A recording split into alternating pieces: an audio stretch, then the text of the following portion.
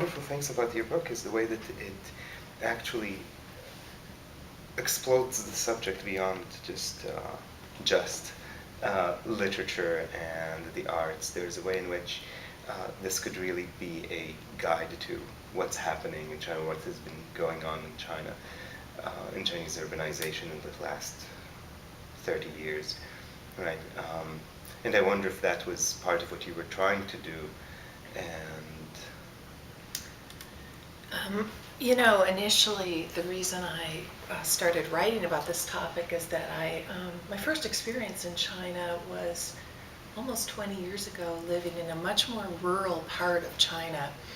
And as I began to see cities being built as rapidly as they were, and the associated lifestyles with these cities changing so rapidly, I saw everyday life change around me in China, and change really rapidly, and with it the associated cultural values. And given the size of China, its influence globally, I began to wonder about how will this cultural change impact both everyday life within China, but also larger, global trends. And so in the book, I do try to situate these cultural aesthetics from the last 20 years in China within broader economic and geopolitical movements. what I found really important is the way in which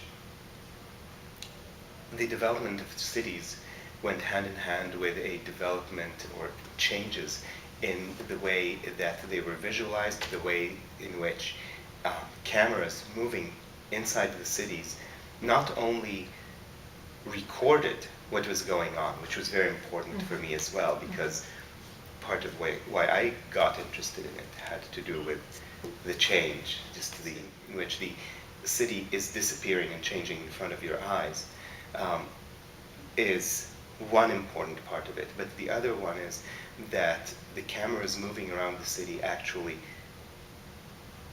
change the city too. They create a different way of understanding how we look at the city. So in my book, I also talk about this dichotomy. It's not necessarily a dichotomy, it's a dynamic between the city as a subject and the subject in the city. So in other words, an awareness on the part of individuals in the city that the city is taking on an identity. And in turn, this built environment is being created by people who have a new relationship to space because of economic and material changes in terms of China's current development. And also their own subjectivity, their own understanding of themselves, their individual identity, their relationship to space in terms of concepts of privacy or who I am as a citizen, subject in that sense, begins to change in relation to the built environment.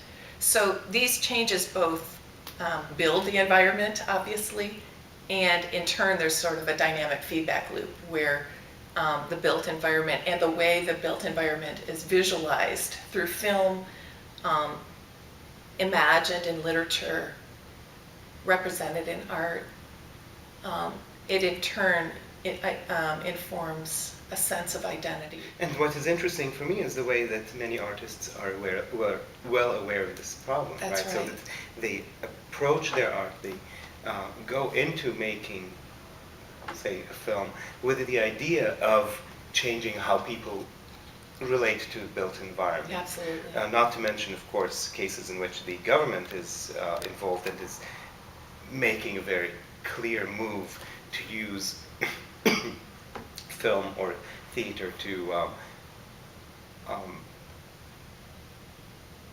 engineer a very specific kind of citizenship and formulate the relationship between citizens and their environment, and how they see their environment, how they act in that environment. So the interesting thing, I think, in both of our projects is looking at this relationship between government slogans or discourse about the city and how it's interpreted or expressed or reproduced by artists, filmmakers, I'm thinking about Shi Yong, a visual artist in Shanghai, who actually is playing with government slogans about how to be a good Shanghainese, civilized Shanghainese citizen. What kind of new identity should the global Shanghainese citizen have? He's definitely using these kinds of slogans that are being propagated by the government, again, not in a pejorative sense, but in sort of an informing how to be a new urban citizen.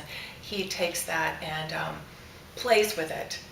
And it's that kind of play in 1990s and 2000s arts that I find very interesting in terms of the way this urban discourse is being understood by everyday citizens. Well, I wanted to say something just about that because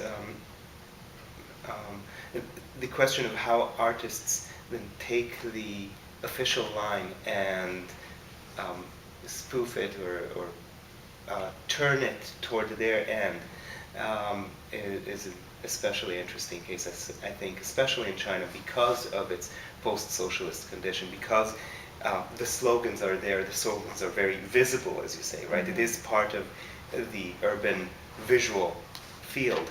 And so when I talk, for example, about Jia Zhangke's The World, mm-hmm. what is important for me is the way in which he takes the theme park as a way of talking about the city, because the city is just another form of theme park, mm-hmm. right?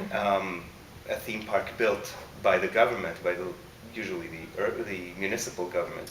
So I think what's interesting to ask is that as so many people have been asked the question, where is China moving?